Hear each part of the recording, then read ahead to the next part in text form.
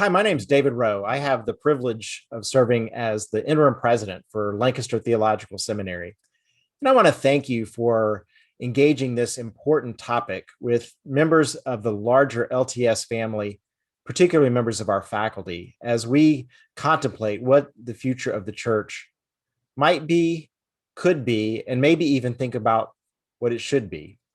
I think it's altogether appropriate that we come together and think about this at the end of what has been one of the most unusual years, certainly in seminary education, but I'm sure that's been true for congregational life as well. It's caused us to really question some of the foundational assumptions that have defined what we have for generations understood church to be. But it has also put us in touch with new capacities as we reached new heights and we've reached across geographies using technologies in ways that we haven't ever imagined before, opening up the question, what can and should church be going forward? One of the things that's been particularly helpful for us at LTS, and I want to invite you into this contemplation yourself, is to separate the ideas of the mission of the church from the institution of the church. The institution of the church is a vessel. You might even think of it as a technology that carries and advances the mission of the church. As we gather for these questions in a season after Pentecost, I think it's important for us to remember that it was the movement of the Spirit among the faithful that actually created the church.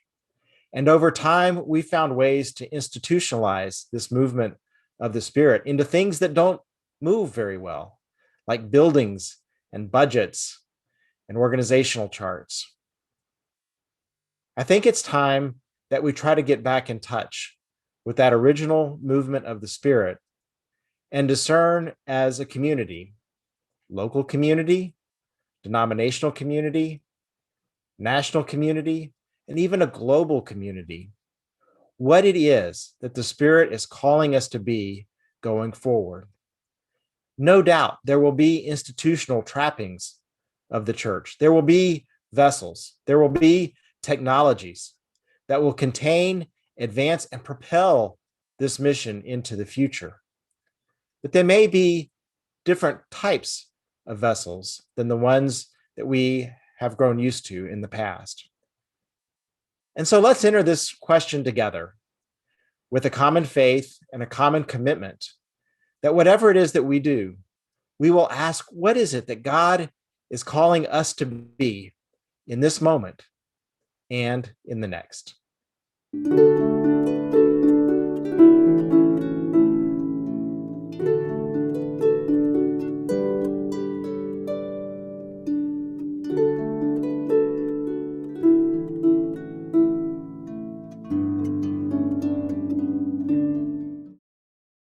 Greetings.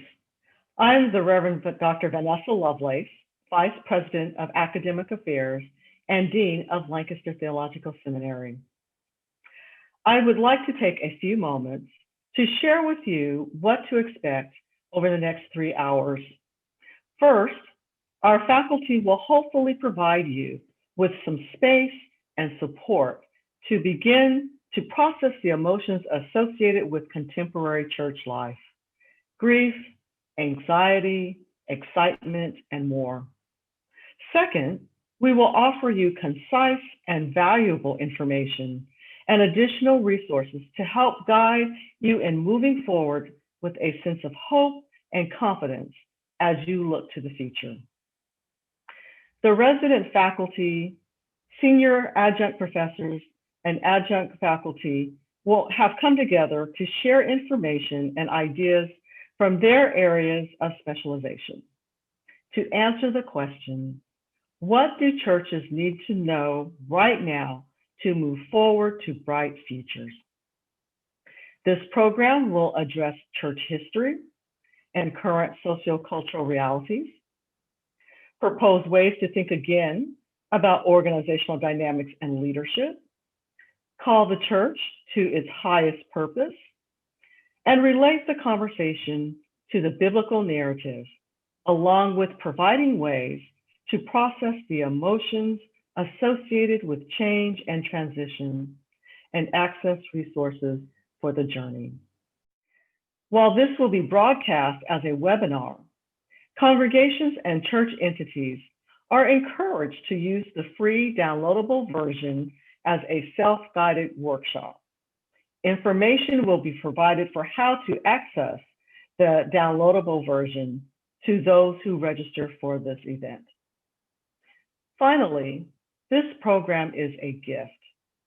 Churches are encouraged to use it in whatever way is useful and life-giving for change. Thank you and enjoy.